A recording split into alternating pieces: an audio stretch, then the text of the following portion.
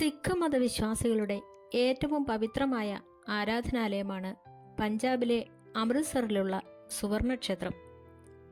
നാലാമത്തെ സിഖ് ഗുരുവായിരുന്ന ഗുരു രാംദാസ് ജി ആണ് 1577 ഈ നഗരത്തിന് അടിത്തറയിട്ടതും അമൃത് സരോവർ എന്ന അമൃതധാര തടാകം നിർമ്മിച്ചതും. അഞ്ചാമത്തെ ഗുരുവായിരുന്ന ഗുരു അർജൻ ദേവ് ജി ആണ് ക്ഷേത്രത്തിന്റെ രൂപകൽപ്പന നിർവഹിച്ചത്. 1589 അദ്ദേഹം ലാഹോറിലെ പ്രശസ്ത സൂഫി സന്യാസിയായ മിയാൻ മീറിനെ കൊണ്ട് ക്ഷേത്രത്തിന് തറക്കല്ലിടിച്ചു. എല്ലാ മതസ്ഥരെയും സ്വാഗതം ചെയ്യുന്നു എന്നതിന്റെ പ്രതീകമായി 4 ദിക്കുകളിലേക്കും വാതിലുകൾ വെച്ചാണ് ഇത് നിർമ്മിച്ചത്. 1604 ഗുരു അർജൻ ദേവ് ജി സിഖ് മതഗ്രന്ഥമായ ആദി ഗ്രന്ഥം പൂർത്തിയാക്കി ക്ഷേത്രത്തിൽ പ്രതിഷ്ഠിച്ചു. ബാബ ബുദ്ധജി ആയിരുന്നു ആദ്യത്തെ പ്രധാന ഗ്രന്ഥിയായി നിയമിതനായത്. ആറാമത്തെ ഗുരുവായിരുന്ന ഗുരു ഹർഗോബിന്ദ് ജി 1606 ക്ഷേത്ര സമുച്ചയത്തിനുള്ളിൽ അകാൽ തഖ്ത് നിർമ്മിച്ചു. ഇത് സിഖുകാരുടെ രാഷ്ട്രീയവും ലൗകികവുമായ കാര്യങ്ങൾ തീരുമാനിക്കുന്ന കേന്ദ്രമായി മാറി. 18ാം നൂറ്റാണ്ടിൽ അഫ്ഗാൻ ഭരണാധികാരിയായ അഹമ്മദ് ഷാ അബ്ദാലി പലതവണ ഈ ക്ഷേത്രം ആക്രമിക്കുകയും തകർക്കുകയും ചെയ്തു. എന്നാൽ ഓരോ തവണയും സിഖ് സൈന്യം അത് വീണ്ടെടുത്ത് പുനർനിർമ്മിച്ചു. 19ാം നൂറ്റാണ്ടിന്റെ തുടക്കത്തിൽ സിഖ് സാമ്രാജ്യ സ്ഥാപകനായ മഹാരാജ രഞ്ജിത് സിംഗ് ക്ഷേത്രത്തിന്റെ മുകൾ ഭാഗങ്ങൾ ചെമ്പുകൊണ്ട് പൊതിയുകയും അതിനു മുകളിൽ സ്വർണപ്പാളികൾ പതിപ്പിക്കുകയും ചെയ്തു. ഏകദേശം 750 കിലോഗ്രാം സ്വർണമാണ് ഇതിന്റെ മുകൾ ഭാഗം പൊതിയുന്നതിനായി ഉപയോഗിച്ചിരിക്കുന്നത്. ഇതിനുശേഷമാണ് ക്ഷേത്രം സുവർണക്ഷേത്രം എന്ന് ലോകമെങ്ങും അറിയപ്പെടാൻ തുടങ്ങിയത്. 1990കളിൽ ഇത് വീണ്ടും പുതുക്കിപ്പണിയുകയുണ്ടായി. ജാതിമത ഭേദമന്യേ എല്ലാവർക്കും സൗജന്യമായി ഭക്ഷണം നൽകുന്ന ലോകത്തിലെ ഏറ്റവും വലിയ അടുക്കളകളിലൊന്നായ ലങ്കാർ ഇവിടെയാണ്. പൂർണ്ണമായും സന്നദ്ധ പ്രവർത്തകരുടെ സഹായത്തോടെയാണ് പാചകവും വൃത്തിയാക്കലും നടക്കുന്നത്. എല്ലാവരും തറയിൽ ഒരേ നിരയിലിരുന്ന് ഭക്ഷണം കഴിക്കുന്നത് മനുഷ്യത്വത്തിന്റെയും സമത്വത്തിന്റെയും വലിയ പാഠമാണ്. ലോകത്തെമ്പാടുമുള്ള ദശലക്ഷക്കണക്കിന് ആളുകൾ സമാധാനവും ആത്മീയതയും തേടി ഇവിടേക്കെത്തുന്നു. ക്ഷേത്രത്തിനു ചുറ്റുമുള്ള വലിയ തടാകത്തെ അമൃത് സരോവർ എന്ന് വിളിക്കുന്നു. ഇതിന്റെ വെള്ളത്തിന് രോഗശാന്തി നൽകാനുള്ള കഴിവുണ്ടെന്ന് ഭക്തർ വിശ്വസിക്കുന്നു. ക്ഷേത്രത്തിലേക്കുള്ള നടപ്പാത ഭക്തരെ ഭൗതിക ലോകത്തു നിന്ന് ആത്മീയ ലോകത്തേക്ക് നയിക്കുന്നതിന്റെ പ്രതീകമായാണ് കണക്കാക്കുന്നത്. പൊതുവെ മിക്ക ആരാധനാലയങ്ങളും ഉയർന്ന തറയിലാണ് നിർമ്മിക്കാറുള്ളതെങ്കിലും സുവർണക്ഷേത്രം ചുറ്റുമുള്ള ഭൂമിയേക്കാൾ താഴ്ന്ന നിലയിലാണ് പണിതിരിക്കുന്നത്. ഇത് ദൈവത്തിനു മുന്നിലുള്ള വിനയത്തെയും താഴ്മയെയും സൂചിപ്പിക്കുന്നു. ഉള്ളിലേക്ക് പ്രവേശിക്കാൻ പടികൾ ഇറങ്ങി വേണം ചെല്ലാൻ. സുവർണക്ഷേത്രത്തിന്റെ നിർമ്മാണം ഹിന്ദു മുസ്ലിം വാസ്തുവിദ്യാ ശൈലികളുടെ ഒരു അപൂർവ സംഗമമാണ്. ചതുരാകൃതിയിലുള്ള ക്ഷേത്രം ഒരു വലിയ തടാകത്തിന്റെ നടുവിലാണ് സ്ഥിതി ചെയ്യുന്നത്. ഇത് 4 ഭാഗത്തു നിന്നും വെള്ളത്താൽ ചുറ്റപ്പെട്ട ഒരു താമരപ്പൂവിനെ ഓർമ്മിപ്പിക്കുന്നു. ക്ഷേത്രത്തിന്റെ ചുവരുകളിൽ മാർബിളിൽ തീർത്ത അതിമനോഹരമായ പൂക്കളുടെയും മൃഗങ്ങളുടെയും ചിത്രങ്ങളുണ്ട്. പിയത്രദുര എന്നറിയപ്പെടുന്ന വിലപിടിപ്പുള്ള കല്ലുകൾ പതിപ്പിച്ച കലാരൂപങ്ങൾ ഇവിടെ കാണാം. മുകളിലെ പ്രധാന താഴികക്കുടം വിരിഞ്ഞു നിൽക്കുന്ന താമരയുടെ ആകൃതിയിലാണ്. ഇത് ആത്മീയ വിശുദ്ധിയെ സൂചിപ്പിക്കുന്നു. എല്ലാ ദിവസവും പുലർച്ചെയും രാത്രിയും നടക്കുന്ന വളരെ സവിശേഷമായ ഒരു ചടങ്ങാണ് പാൽക്കി സാഹിബ് ചടങ്ങ്.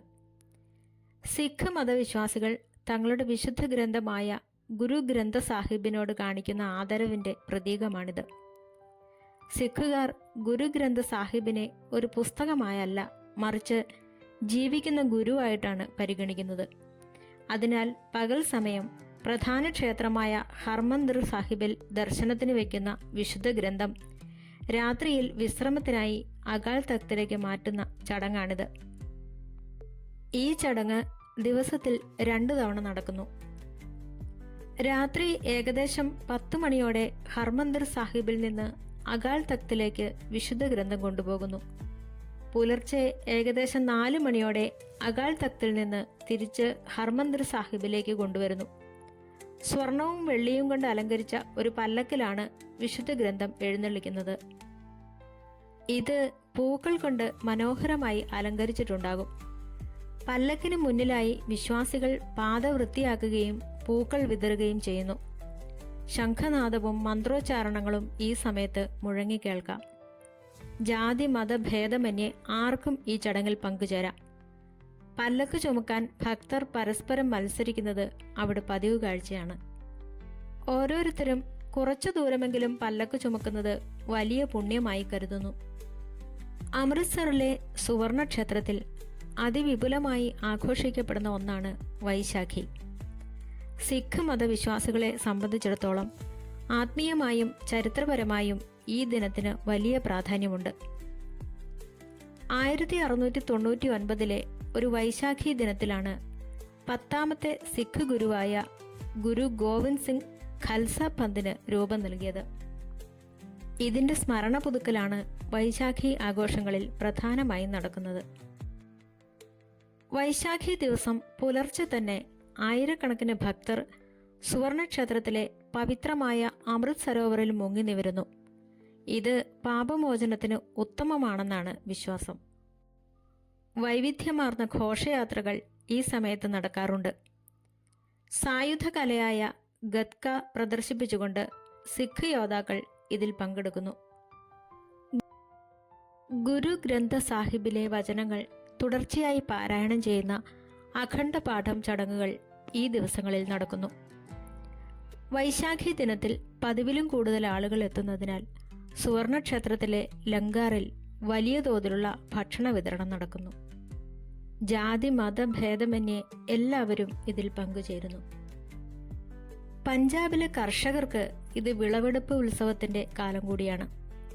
ധാന്യങ്ങൾ വിളവെടുക്കുന്നതിന്റെ സന്തോഷവും അവർ ഈ ദിനത്തിൽ പങ്കുവയ്ക്കുന്നു. ചുരുക്കത്തിൽ ഒരു പുതിയ വർഷത്തിന്റെ തുടക്കമായും ആത്മീയമായ ഉണർവിന്റെ ദിനമായുമാണ് സുവർണക്ഷേത്രത്തിൽ വൈശാഖി കൊണ്ടാടുന്നത്. സന്ധ്യാസമയത്ത് ദീപങ്ങൾ കൊണ്ട് അലങ്കരിച്ച ക്ഷേത്രത്തിന്റെ കാഴ്ച അതീവ മനോഹരമാണ്. സിഖ് മതസ്ഥാപകനായ ഗുരുനാനാക്കിന്റെ ജന്മദിനം വലിയ രീതിയിൽ ആഘോഷിക്കുന്നു. സിഖുകാർക്ക് ദീപാവലി ബന്ദി ചോർ ദിവസ് ആണ്. 6ാം ഗുരുവായ ഗുരു ഹർഗോബിന്ദ് ജി ഗ്വാളിയർ കോട്ടയിൽ നിന്ന് മോചിതനായതിന്റെ സ്മരണയ്ക്കായി ക്ഷേത്രം മുഴുവൻ വിളക്കുകൾ തെളിയിക്കുന്നു.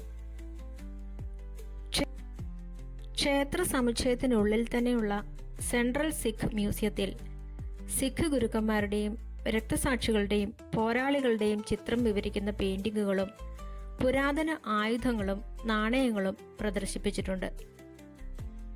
കേവലം ഒരു ആരാധനാലയം എന്നതിലുപരി സിഖ് ജനതയുടെ അതിജീവനത്തിന്റെ പ്രതീകമാണ് ഈ ക്ഷേത്രം. 18ാം നൂറ്റാണ്ടിൽ അഫ്ഗാൻ ഭരണാധികാരിയായ അഹമ്മദ് ഷാ അബ്ദാലി സുവർണക്ഷേത്രത്തെ പലതവണ ലക്ഷ്യം വെച്ചു. സിഖ് ജനതയുടെ ആത്മവീര്യം തകർക്കാൻ ക്ഷേത്രം തകർക്കുകയും വിശുദ്ധ തടാകം മാലിന്യങ്ങൾ കൊണ്ട് നിറയ്ക്കുകയും ചെയ്തു. എന്നാൽ ഓരോ ആക്രമണത്തിന് ശേഷവും സിഖുകാർ കൂടുതൽ ശക്തിയോടെ തിരിച്ചുവരികയും ക്ഷേത്രം പുനർനിർമ്മിക്കുകയും ചെയ്തു. ഇത് അവരുടെ അചഞ്ചലമായ വിശ്വാസത്തിന്റെ തെളിവായി ചരിത്രം രേഖപ്പെടുത്തുന്നു. മഹാരാജ രഞ്ജിത് സിംഗിന് മുൻപ് സിഖ് പടയാളികൾ ചെറിയ ഗ്രൂപ്പുകളായി തിരിഞ്ഞാണ് പോരാടിയിരുന്നത്. ഈ വിഭാഗങ്ങളെല്ലാം ഒത്തുചേരുന്ന പൊതുവായ കേന്ദ്രമായിരുന്നു ഹർമന്ദിർ സാഹിബ്. വർഷത്തിൽ 2 തവണ, അതായത് വൈശാഖിയിലും ദീപാവലിയിലും അവർ ഇവിടെ ഒത്തുചേരുകയും സർബത്ത് ഖൽസ എന്ന പേരിൽ പ്രധാന രാഷ്ട്രീയ തീരുമാനങ്ങൾ എടുക്കുകയും ചെയ്തിരുന്നു. ബ്രിട്ടീഷ് ഭരണകാലത്ത് ക്ഷേത്രത്തിന്റെ നിയന്ത്രണം കുറച്ചുകാലം ബ്രിട്ടീഷുകാർ നിയമിച്ച മഹന്തുക്കളുടെ കൈവശമായിരുന്നു. ഇത് പല അഴിമതികൾക്കും വഴിതെളിച്ചു. ഇതിനെതിരെ 1920കളിൽ നടന്ന ഗുരുദ്വാര പരിഷ്കരണ പ്രസ്ഥാനം വലിയൊരു ചരിത്രമാണ്. ഇതിന്റെ ഫലമായാണ് ഇന്നത്തെ സിഖ് മത നേതൃത്വമായ SGPC രൂപീകൃതമായതും ക്ഷേത്രഭരണം സിഖ് ജനതയുടെ കൈകളിൽ തിരിച്ചെത്തിയതും. ആധുനിക ഇന്ത്യൻ ചരിത്രത്തിലെ ഏറ്റവും വേദനിപ്പിക്കുന്ന ഒരു അധ്യായമാണ് 1984 നടന്ന ഓപ്പറേഷൻ ബ്ലൂ സ്റ്റാർ. ക്ഷേത്രത്തിനുള്ളിൽ തമ്പടിച്ചിരുന്ന തീവ്രവാദികളെ പുറത്താക്കാൻ ഇന്ത്യൻ സൈന്യം നടത്തിയ ഈ സൈനിക നടപടിയിൽ ക്ഷേത്ര സമുച്ചയത്തിനും അകാൽ തഖ്തിനും വലിയ നാശനഷ്ടങ്ങൾ സംഭവിച്ചു. പിന്നീട് സിഖ് സമൂഹം തന്നെ മുൻകൈയെടുത്ത് അകാൽ തഖ്ത് പുനർനിർമ്മിച്ചു. ഇന്ത്യൻ സ്വാതന്ത്ര്യ സമര ചരിത്രത്തിലെ കറുത്ത അധ്യായമായ ജാലിയൻ വാലാബാഗ് കൂട്ടക്കൊല നടന്നത് സുവർണക്ഷേത്രത്തിന് തൊട്ടടുത്താണ്. 1919 ആ സംഭവത്തിന് ശേഷം ജനങ്ങൾ അഭയം തേടിയതും പ്രതിഷേധിച്ചതും ഈ ക്ഷേത്ര പരിസരത്തായിരുന്നു എന്നത് ഇതിൻ്റെ ചരിത്രപരമായ പ്രാധാന്യം വർദ്ധിപ്പിക്കുന്നു. ക്ഷേത്രം സന്ദർശിക്കുന്നവർ ക്ഷേത്രത്തിനുള്ളിൽ പ്രവേശിക്കുമ്പോൾ കർച്ചീഫോ ഷാളോ ഉപയോഗിച്ച് തലമറയ്ക്കാൻ ശ്രദ്ധിക്കേണ്ടതാണ്. അതുപോലെ തന്നെ പുകയിലയോ മദ്യമോ സമുച്ചയത്തിനുള്ളിൽ അനുവദനീയമല്ല. കൂടാതെ പാദരക്ഷകൾ പുറത്തു സൂക്ഷിക്കണം. ലോകത്തിലെ ഏറ്റവും മനോഹരമായ നിർമ്മിതികളിൽ ഒന്നാണെങ്കിലും സിഖ് മത നേതൃത്വമായ SGPC ഇതൊരു വിനോദസഞ്ചാര കേന്ദ്രമായി മാത്രം കാണാൻ ആഗ്രഹിക്കാത്തതിനാൽ യുനെസ്കോയുടെ ലോക പൈതൃക പദവി വേണ്ടെന്ന് വെക്കുകയാണ് ഉണ്ടായത്. ഇത് ഒരു സജീവമായ ആരാധനാലയമായി തന്നെ നിലനിൽക്കണമെന്ന് അവർ ആഗ്രഹിച്ചു.